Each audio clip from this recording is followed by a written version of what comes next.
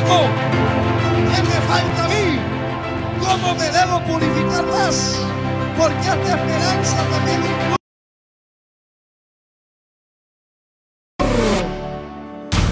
Necesitamos, hermano, que vuelva el temor a Dios al pueblo.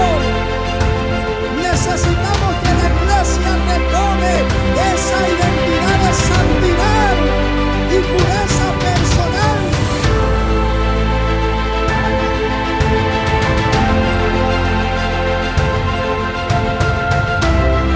Porque aún nosotros, los cristianos, nos podemos esconder debajo de una apariencia y podemos engañar a todo el mundo. Usted me puede engañar a mí, usted puede engañar al hermano que tiene a su lado, puede engañar a sus vecinos, a su familia, a la iglesia donde existe, puede engañar a todo el mundo, pero al Señor no lo puede engañar. Él nos conoce y en el momento de morir sabe el Señor los que son suyos, dice el apóstol Pablo, y apártese de iniquidad todo el que invoca el nombre del Señor.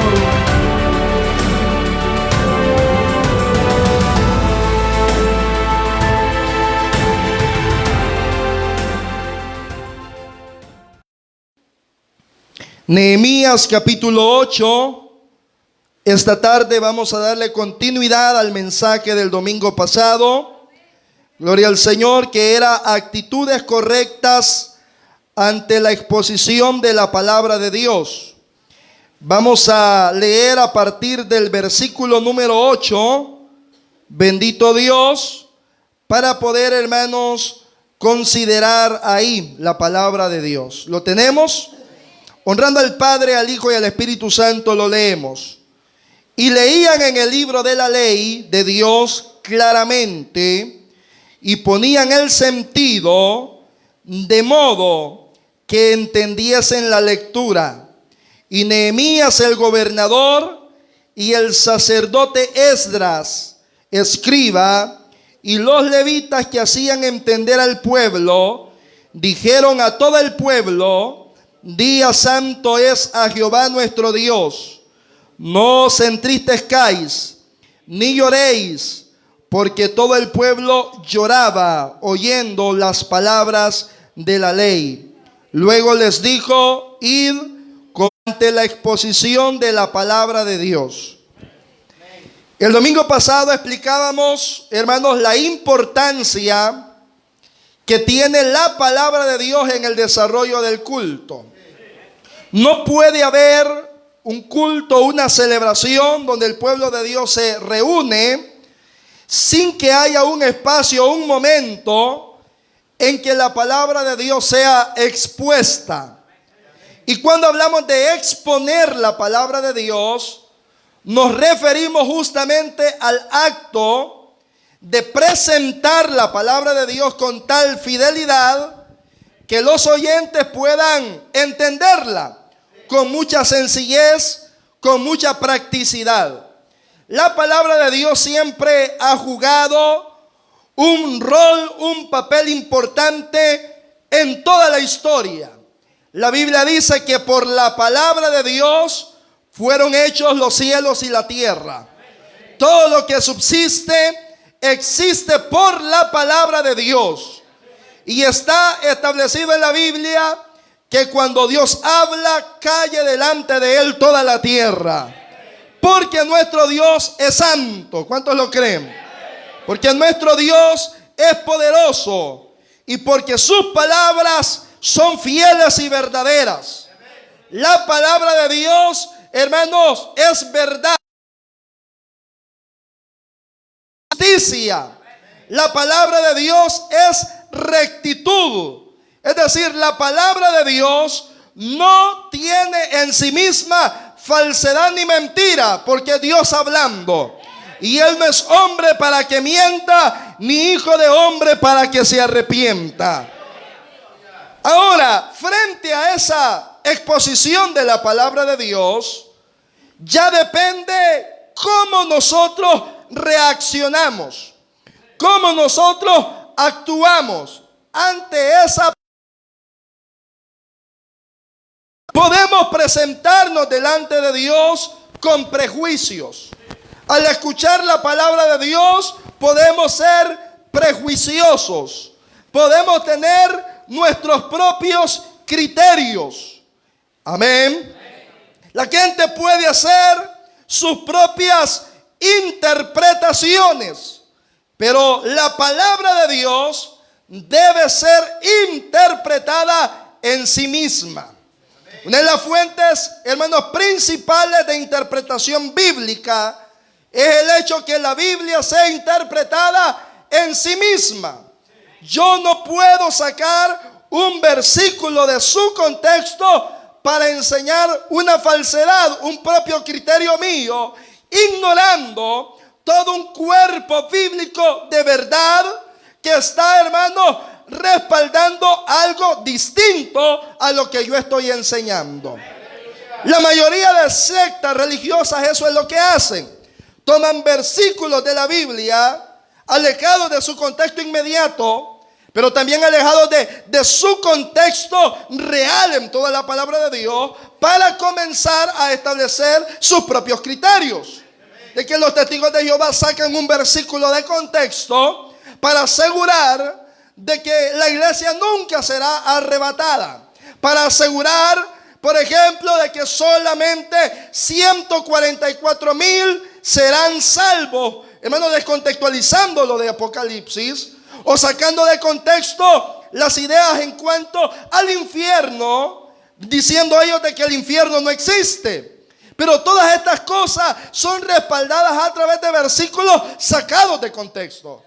Los unitaristas, los unicitarios, ellos lo que hacen también es lo mismo, sacar versículos de contexto para justificar el hecho de que dicen ellos de que solamente es Jesús, que el Padre es lo mismo que Jesús y que es lo mismo que el Espíritu Santo, cuando el mensaje de la Biblia es otro. Pero no podemos quitar, hermanos, el dedo del renglón de ese versículo, porque ellos lo que hacen es taparle todo lo demás y decirle, mira, aquí dice esto. Pero cuando usted lo lleva a pasaje, por ejemplo, a mí me encanta escuchar las explicaciones de los unicitarios en cuanto al bautismo del Señor Jesús en el Jordán. ¿Cómo explican ellos de que Jesús está siendo bautizado por Juan en el agua? ¿Cómo explican ellos que si Él está siendo bautizado, se oye una voz del cielo que dice, este es mi Hijo amado, en el cual tengo complacencia? Y nadie puede llamar, hermanos, a su hijo, a una persona, si no es su padre. Es decir, el que está hablando es el Padre desde el cielo, pero también desciende el Espíritu Santo en forma corporal como de una paloma. ¿Que me expliquen eso? Si es el mismo, ¿cómo es que está siendo bautizado? ¿Cómo es que al mismo tiempo se oye una voz del cielo? ¿Y cómo es que al mismo tiempo el Espíritu Santo desciende sobre él? Si es el mismo, según ellos. ¿Se da cuenta? Pero ellos lo que hacen es, entonces uno dice, a la luz de la Biblia, ¿cómo pueden haber personas que crean semejantes mentiras? ¿Cómo pueden haber personas que sean manipuladas para creer esa falsedad? ¿Sabe por qué? Porque hay personas que estuvieron en una iglesia, estuvieron sentados ahí escuchando mensaje tras mensaje, pero no prestaban atención. Pero nunca aprendieron nada. Estaban ahí en un testigo de Jehová y medio de los convenció. Está bueno, vámonos para el salón del reino. Amén. Después llegó uno de la luz del mundo. Vámonos para la luz del mundo. Después llegó un adventista. Vámonos para los adventistas. Porque no tiene firmeza. Amén. Porque no hay firmeza.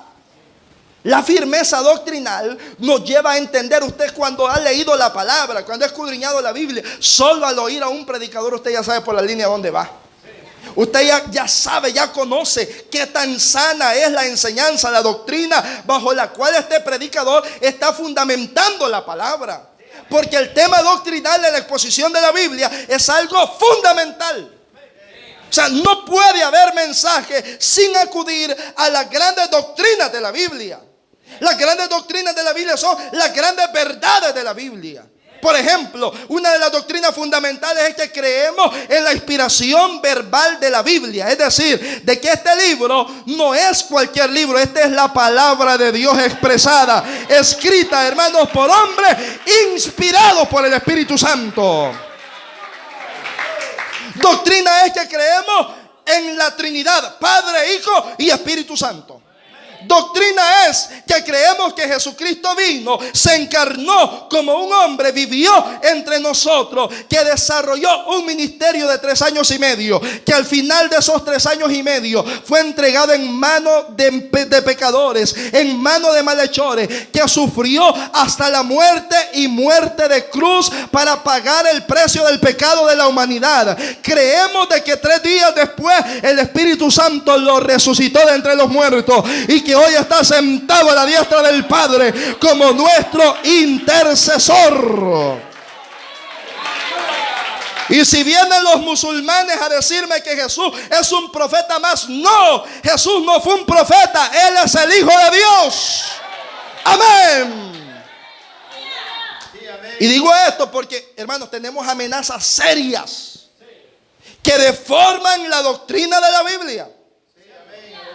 ¿Cómo crecemos en el conocimiento? Cuando prestamos atención a la palabra. Cuando estamos atentos a lo que Dios nos está hablando.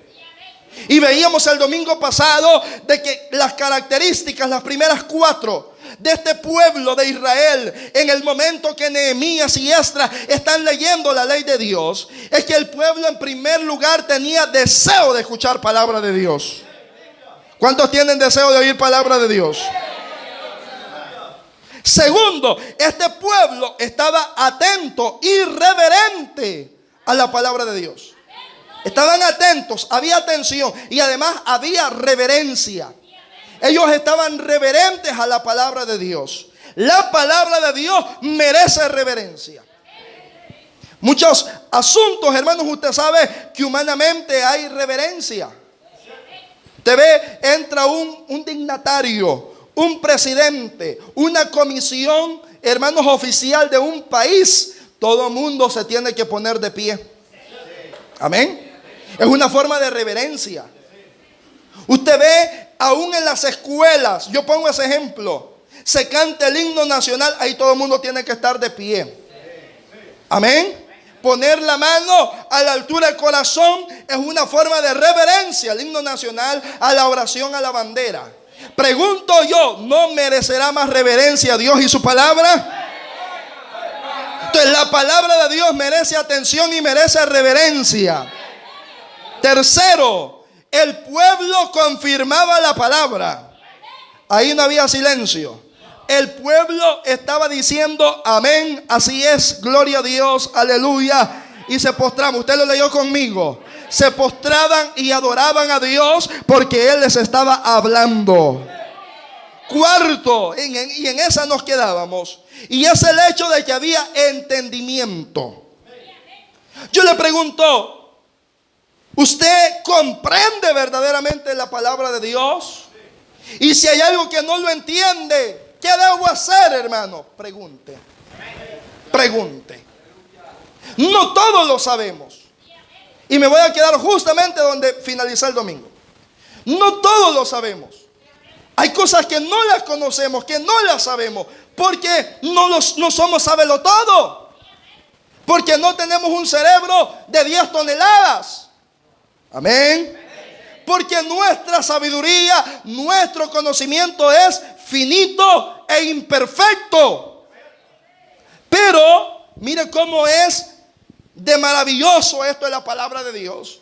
Y uno de los propósitos de Dios al dejar que la palabra de Dios sea expuesta es el hecho de que quizá que lo que yo ignoro, el otro predicador no lo ignora. Y lo que él ignora, no lo ignoro yo. Amén. Entonces el conocimiento va siendo complementado. Amén. Y no solamente pensemos en aquello que no sabemos, sino que pensemos en aquello que sabiendo no lo hacemos.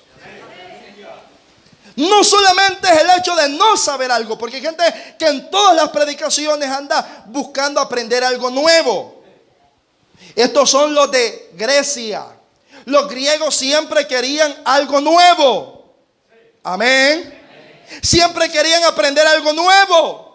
Y no se trata solo de aprender algo nuevo, no. Se trata de que Dios nos recuerde aquellas cosas que sabemos. y no las hacemos. Porque el que sabe hacer lo bueno y no lo hace, le es pecado, dice la Biblia. Y a veces decimos, no, eso ya lo sé, dice. Eso ya lo he escuchado. Ya estoy aburrido de que me repitan lo mismo y lo mismo. ¿Por qué no lo hace? ¿Por qué no lo vive? ¿Por qué no lo practica? Porque la palabra de Dios no es, hermano, solamente para que se conozca. Mire, en el mundo hay teólogos, oiga esto, que son ateos. Hay gente que tiene la cabeza llena de conocimiento de la palabra. ¿Sabe quién fue el escritor de cada uno de los libros de la Biblia? Conoce fecha, conoce, hermano, árboles genealógicos de la Biblia, conoce idiomas originales en los que la Biblia fue escrito, pero de todo eso no guarda nada.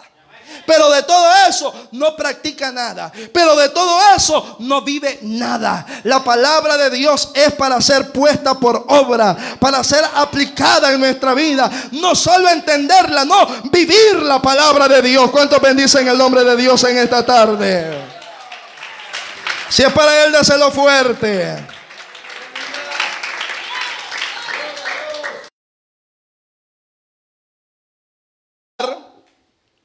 Vea conmigo el versículo 9 de Nehemías 8. Y dice que Nehemías, el gobernador, y todos los que estaban allí ayudando, no os entristezcáis, ni lloréis, porque todo el pueblo que lloraba oyendo las palabras de la ley. No todo estaba perdido, hermanos. No todo estaba perdido. Porque una de las actitudes correctas ante la exposición de la palabra de Dios es que haya convicción y quebrantamiento. Diga conmigo, convicción y quebrantamiento. Si no hay, hermanos, convicción, certeza de lo que estamos oyendo, y no hay quebrantamiento, la palabra de Dios no está alcanzando el propósito en nuestra vida. Hay corazones duros como una roca. Hay conciencias cauterizadas, hermano, que oyen y oyen y oyen y oyen y oyen la palabra de Dios, pero la palabra de Dios no produce nada en su vida.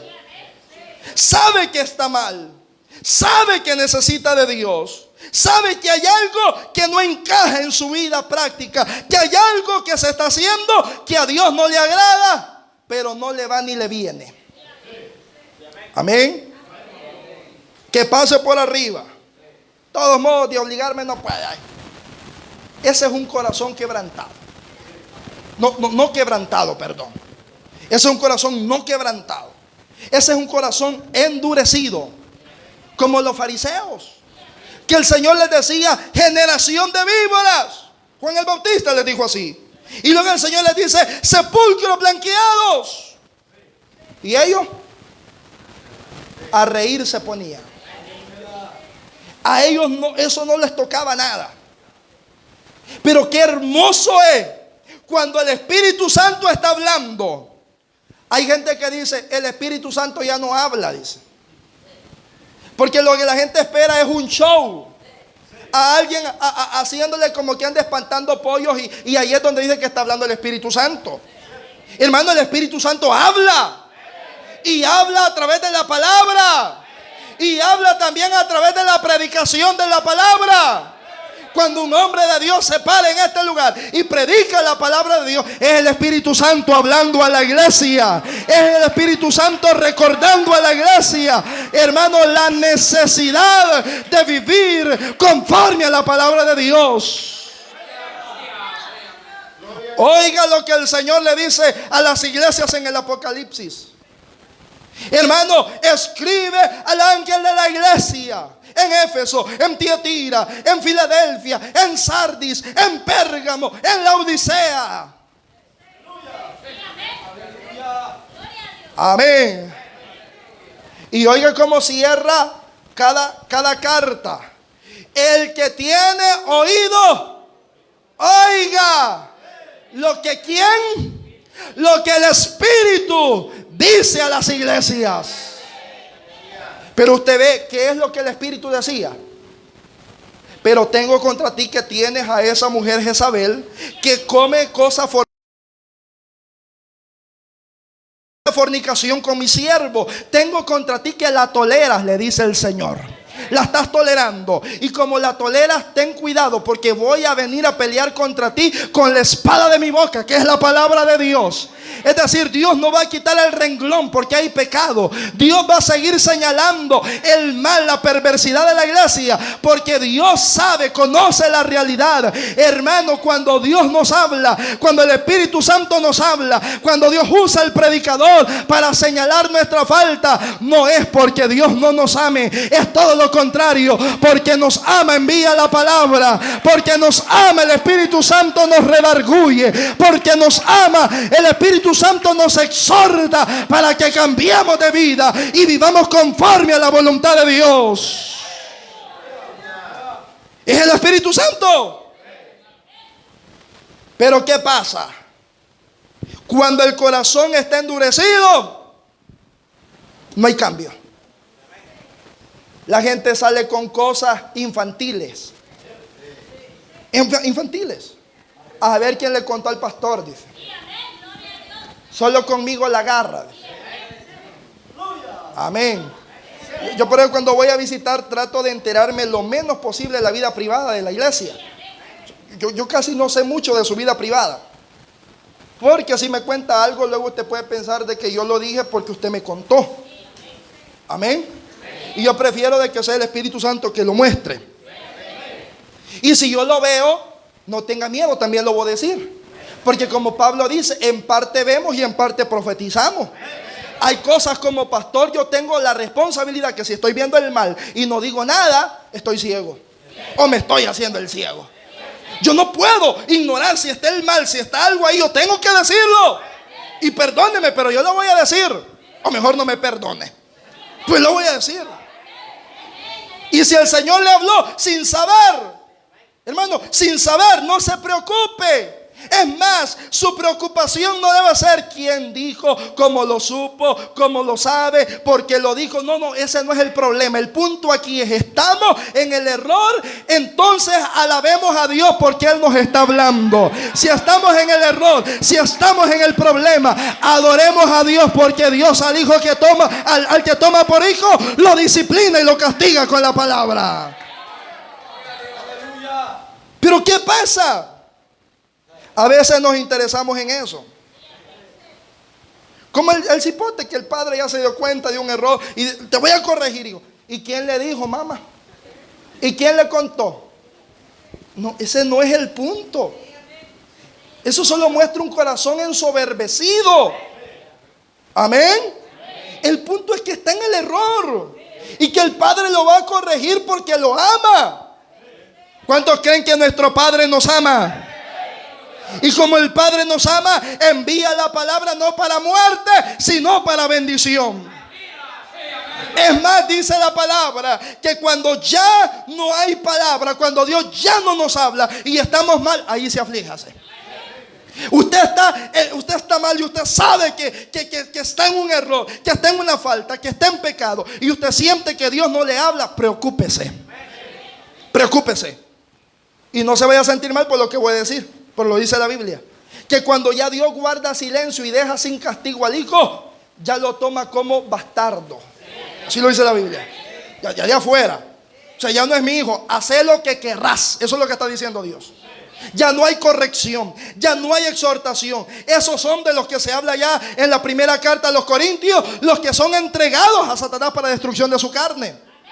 O sea, Dios ya no tiene trato con él porque fue un hijo desobediente, que no quiso, hermanos, valorar la bendición de Dios a través del consejo, de la exhortación de la palabra. Pero aquí estamos frente a un pueblo obediente, frente a un pueblo, hermanos, de Israel, que fue inteligente, que cuando Esdras está leyendo, que cuando Esdras está diciendo quiten los ídolos, aquel decía yo tengo un ídolo ya todavía escondido, y comenzó a llorar, dice la Biblia, a quebrantarse, a humillarse delante de Dios, a decirle gracias, Señor, porque me has hablado, porque yo soy de los que estoy fallando, porque yo soy de los que me he apartado de tu voluntad. Hermano, qué bonito es cuando el pueblo llora ante la palabra de Dios, cuando el pueblo se compunge porque Dios está hablando a la iglesia, cuando el pueblo alaba a Dios, se regocija en la palabra, cuando el pueblo es sensible a la palabra de Dios. Eso es bonito. Pero vi que aquí hay gente, y yo no le voy a mandar el mensaje, yo se lo voy a decir. Aquí hay gente que cuando Dios le habla, lo que hace es irse enojado, ¿eh? Piensa que con no saludarme me hace un daño. Mira qué infantilidad, hermano. Piensa que con eso me va a hacer un daño a mí. No. Hay otros que dicen, pues no diezmo, dice. Pues no ofrendo, dice. No, hermano, no. Usted está acarreando más maldición para sí. O sea, ya tengo un problema y se va a meter en otro peor. No es la soberbia, no, porque Dios resiste a los soberbios, pero da gracia a los humildes. Cuando hay humildad, cuando hay alguien que está sometido verdaderamente a la palabra de Dios, sabe que esta palabra discierne los pensamientos del corazón. ¿Cuántos lo creen? Esta palabra penetra a lo más profundo.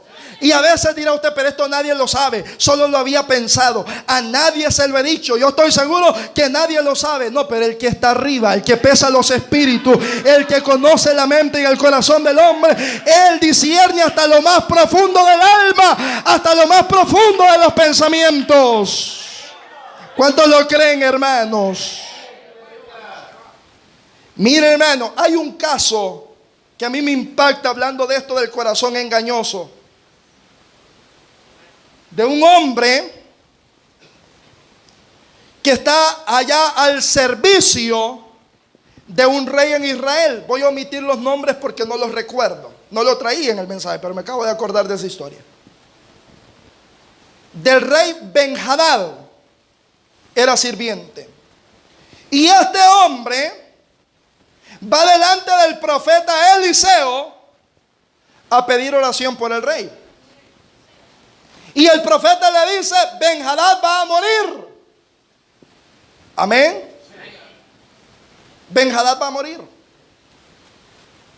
Y eres tú el que lo va a matar, le dice el rey. Tú lo vas a matar, le dice el profeta a este sirviente del rey. Y tú lo vas a matar, lo vas a quitar, porque tú quieres ocupar la posición de él como rey. Cuando el sirviente oyó estas palabras, le dijo, líbreme Jehová de hacer tal cosa. Yo no lo voy a hacer, no lo haría. Amén. Yo no soy ese tipo de gente. Gloria a Dios. Pues la semilla ya estaba. Y tal como lo dijo el hombre de Dios, tal como lo dijo el profeta,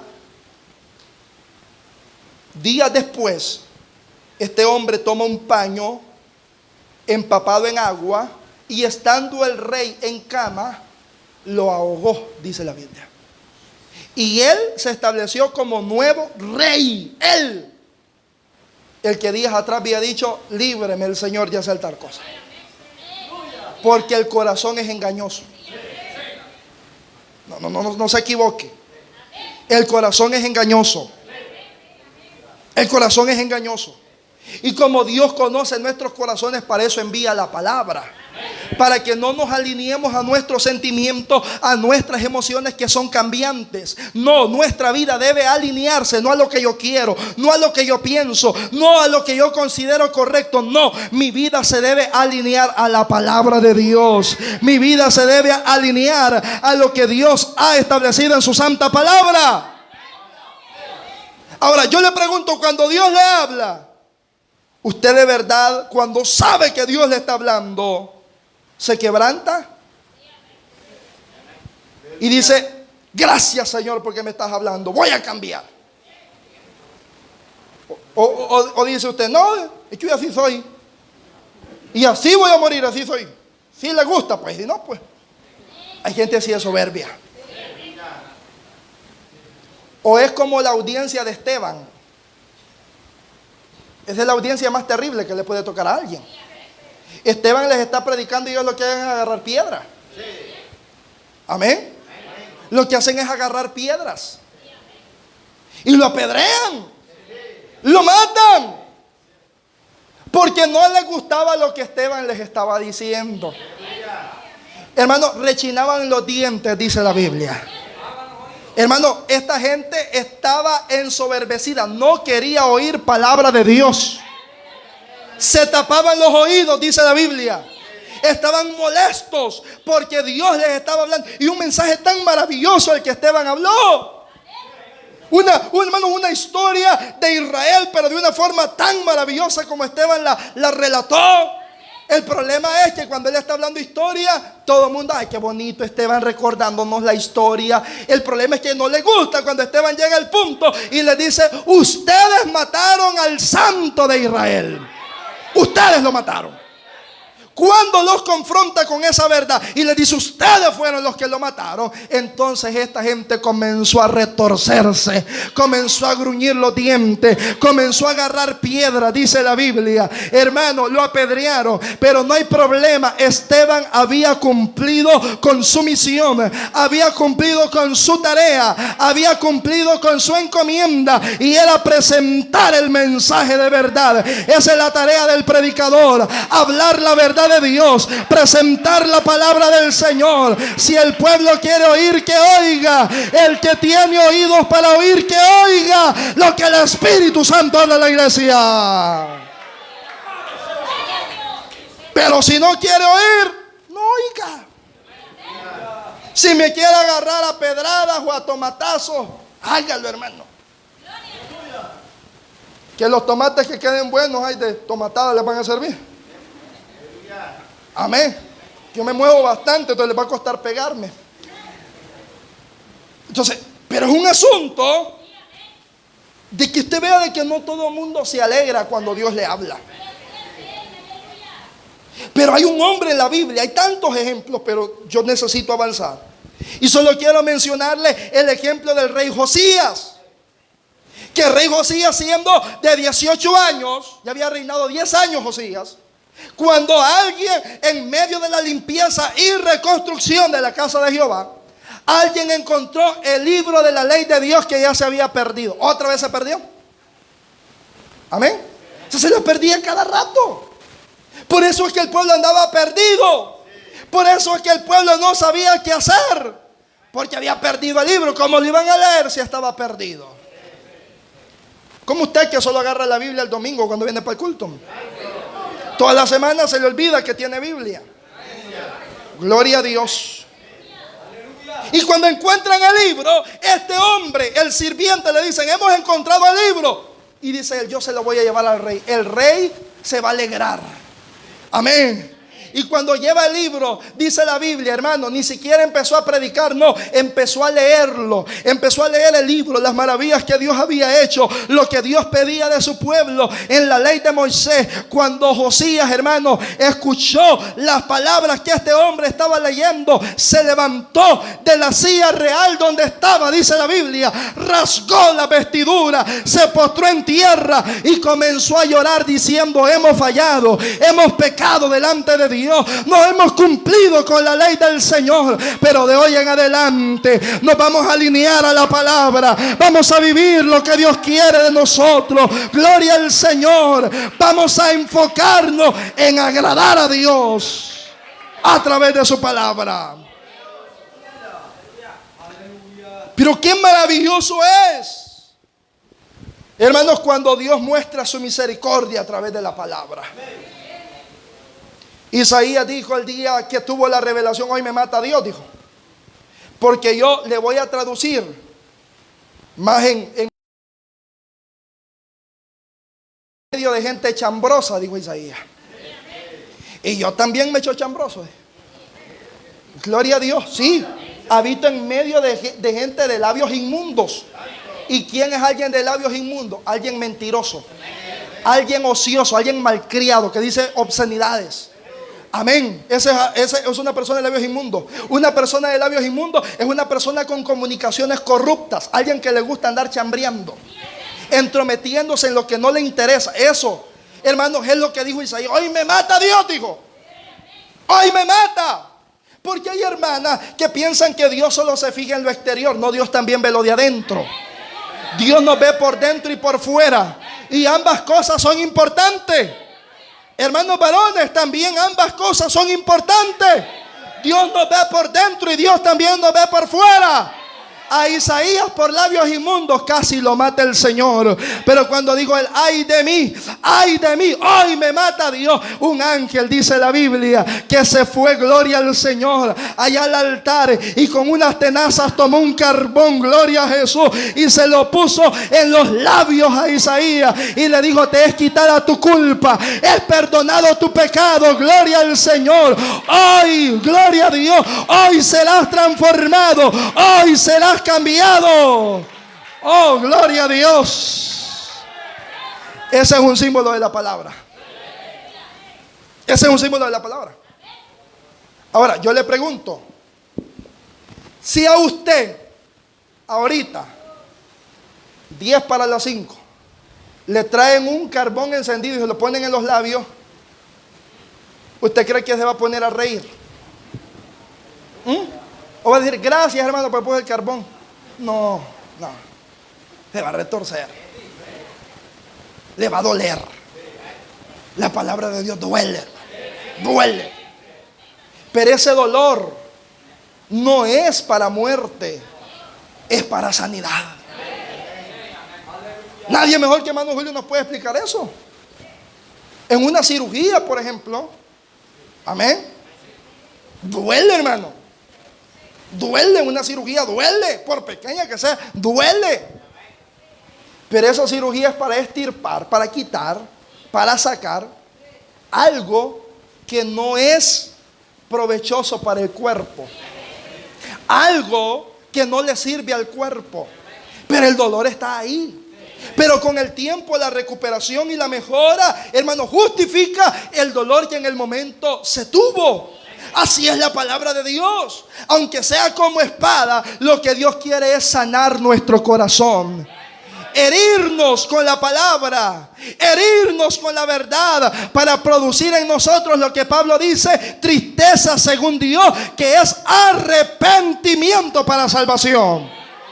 La palabra viene para que nos arrepintamos de todo corazón. Y arrepentimiento es ir para acá, y cuando me arrepiento es caminar y voy en un rumbo distinto. Es decir, que si vamos rumbo al pecado, que si vamos tras los deleites de la carne, que si vamos tras los deleites de los ojos, bajo la vanagloria de la vida, la palabra de Dios viene para hacernos entender que necesitamos ir tras las pisadas de Jesús, puestos los ojos en el autor y consumador de la fe. ¿Cuántos adoran al Señor en esta tarde?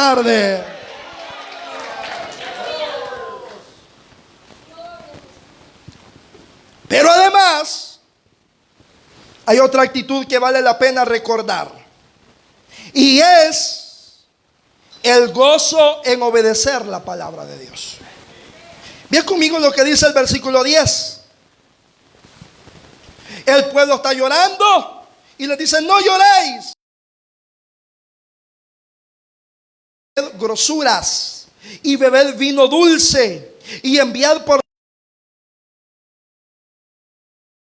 día santo es a nuestro Señor, no os entristezcáis, aleluya, porque el gozo de Jehová es vuestra fuerza. Los levitas pues hacían callar a todo el pueblo, diciendo, callad, porque día santo, y no os entristezcáis. Y todo el pueblo se fue a comer y a beber y a obsequiar porciones y a gozar de grande alegría, porque habían entendido las palabras que les habían enseñado. ¿Cómo se fue el pueblo? ¿Cómo se fue? Gozoso, con grande alegría, porque Dios le había hablado. Amén. Así espero que se vaya usted esta tarde. Gozoso, alegre, alabando a Dios en ese regreso y decir: gracias, Señor, porque me hablaste. Mire qué sabiduría de esta gente. Primero hubo convicción, hubo llanto, hubo tristeza, pero luego la palabra de Dios, que como dice Job, Jehová hiere, pero también sus manos curan. Y esa cura es el gozo de Dios que produce la palabra de Dios en nuestros corazones. Porque la palabra de Dios, después de esa confrontación que muchas veces es directa, también la palabra de Dios consuela y restaura. Ese es el propósito de Dios: restaurarnos, cambiarnos, y que ese cambio no sea forzado. Porque hay gente que dice: Dios habla de que pastor dijo de que hay que vestir honesto. Sí, mientras me vean los líderes, me ve el pastor, dice, yo voy a vestir honesto. Pero siente como una carga aquello. Eso tiene un nombre, eso es hipocresía. Cuando hay gozo es que la hermana que todavía tiene su par de pantalones, viniendo a la iglesia, cristiana, pero todavía guarda sus pantalones ahí, cuando habla. ¿Por qué otra muchacha ande enseñando también su vergüenza? No, quémelo. Eso es parte de... No lo va a volver a recoger. Eso es parte del pasado. Es como el hermano que era eso. ¿Para qué lo va a tener? Amén. Eso ya no tiene valor, eso ya no sirve. Amén. Eso para mí, dice Pablo, me es basura. Ya no me sirve. Pero cuando la gente dice, dice, es que yo cuando paso por el campo y veo a los hipotes jugando, es que me pican los pies por ir a jugar. No ha nacido de nuevo. Es que cuando siento el olor a cigarro y el olor a cerveza, es que me dan unos escalofríos. No ha nacido de nuevo. Por si al caso cualquier cosa puede pasar, hermano, y lo voy a tener ahí. No, hermano. Y cuando deseamos agradar a Dios, hay gozo en agradar a Dios. Hay gozo en agradar a Dios. Hay alegría en agradar a Dios. ¿Cuántos se alegran en agradar al Señor? Para mí, hermanos, esa es una alegría, es un gozo. Poder agradar a Dios. Amén. Pero cuando no hay gozo, lo que hay es carga, tristeza. Muchacha, le digo, ¿por qué no te vestís así como te vestías antes? No, es que al pastor no le gusta, dicen algunas sinvergüenza. Que el pastor dice que no, dice. No, hable bien. Es que la palabra no me deja.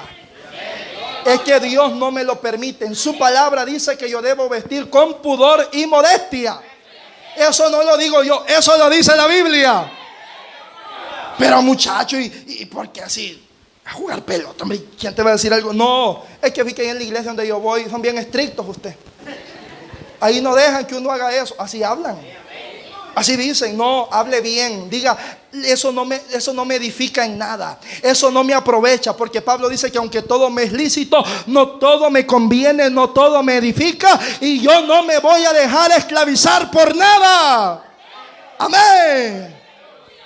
Pero cuando hay gozo es porque la palabra de Dios está en mi corazón.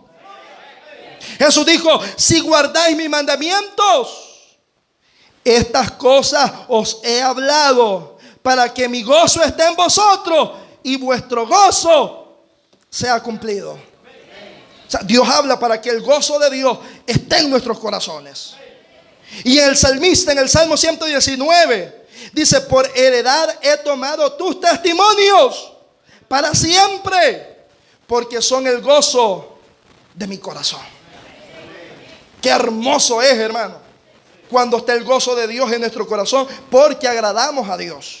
El pueblo se fue gozoso y dijeron, qué bueno que ya no vamos a desagradar a Dios. Qué bueno que hoy el Señor se va a agradar de nosotros. Qué bueno que hoy nos gozamos en obedecer a Dios en su palabra. Qué bueno.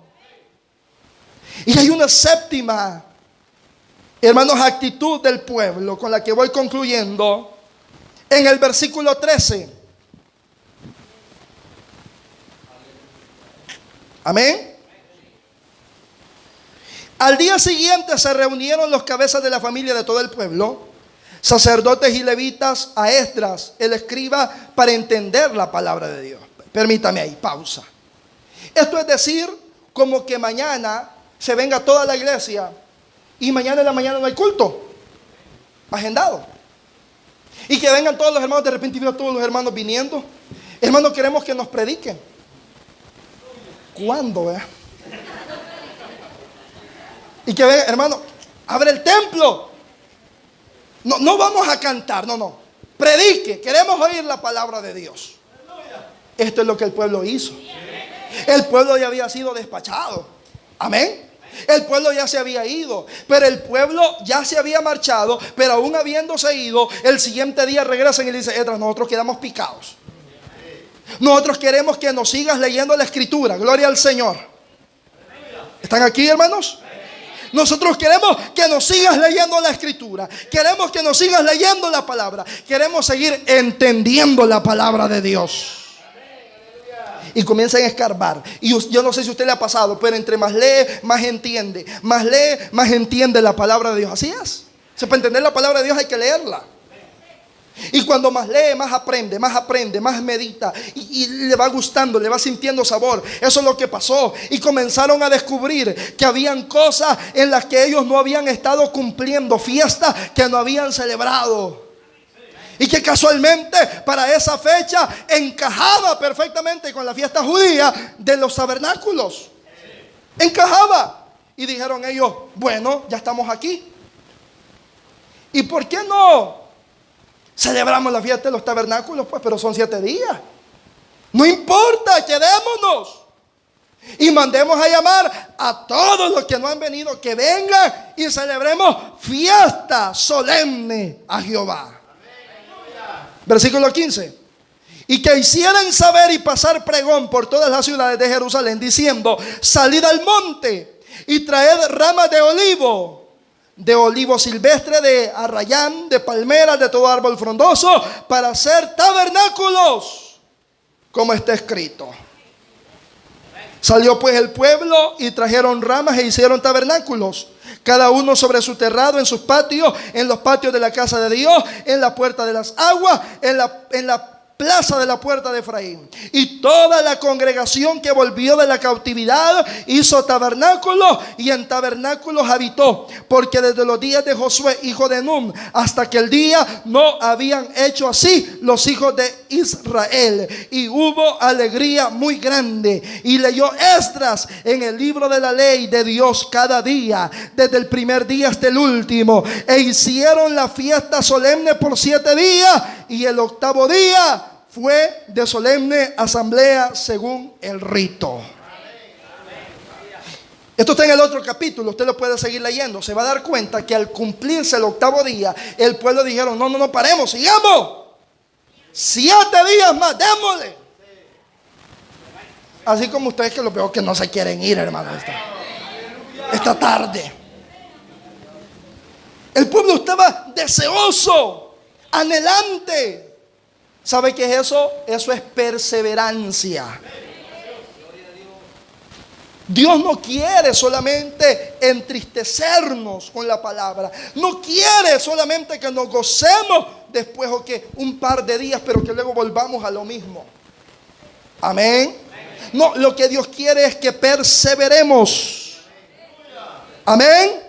Y perseverar es persistir, no rendirse, aún en los momentos más difíciles, estar ahí, hermanos, constante, aplicando la palabra de Dios a nuestra vida, no desmayar. El diablo lanzará dardos, el diablo lanzará emisarios, el diablo pondrá tropiezos.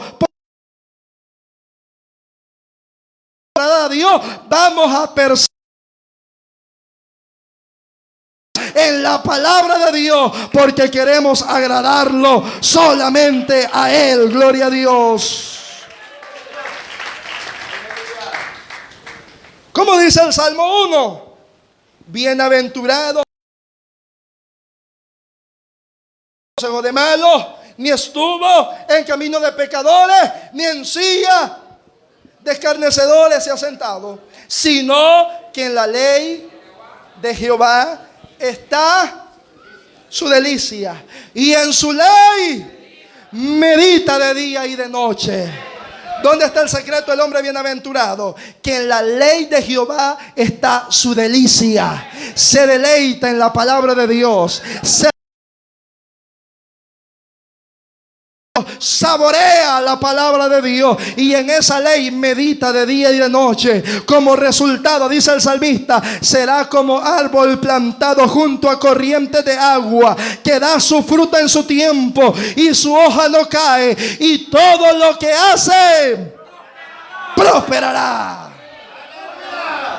Este es el que persevera, el que está cerca de la fuente, el que está conectado a la fuente, porque dice que es como árbol que está plantado junto a corrientes de agua, y está el agua alimentándose, y esta agua es la palabra de Dios, hermano, me está escuchando. Esa palabra lo edifica, esa palabra lo restaura, esa palabra lo hace crecer, y como es un árbol sano, el fruto se ve. Por su fruto los conoceréis, dijo el Señor. Aquel que persevera en la palabra es conocido por su manera de comportarse, por el testimonio que brinda. Ahí se ve una vida apegada a la palabra, una vida sometida a la voluntad de Dios, que persevera agradando al Dios del cielo. ¿Y qué se nos dice de la iglesia primitiva? Los primeros creyentes, Hechos 2:42. Una de las características de la iglesia primitiva: y perseveraban.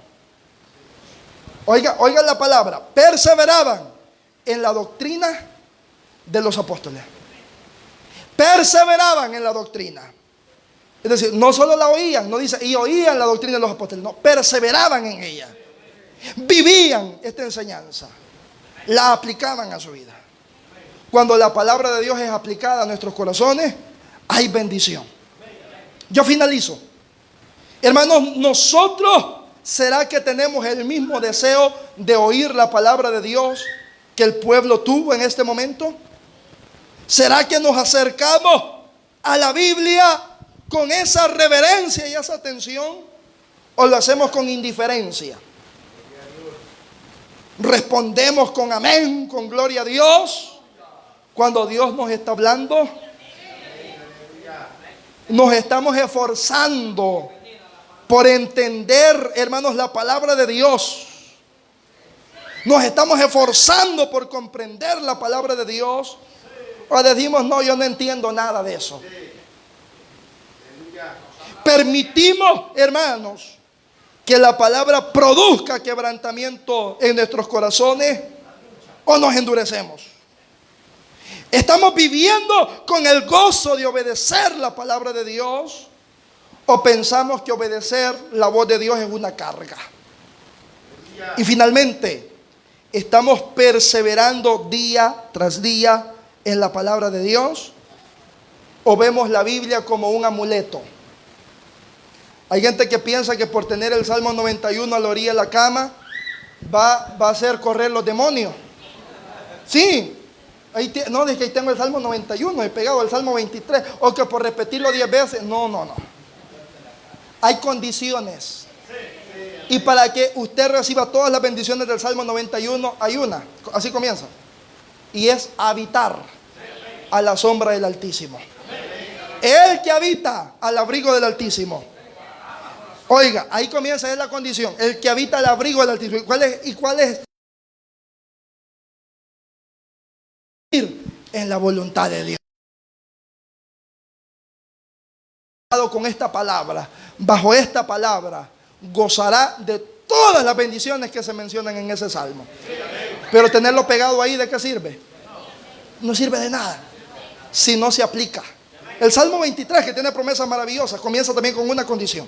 Y dice, Jehová es mi pastor. Es decir, estos beneficios son para aquel que es oveja del rebaño del Señor. Amén.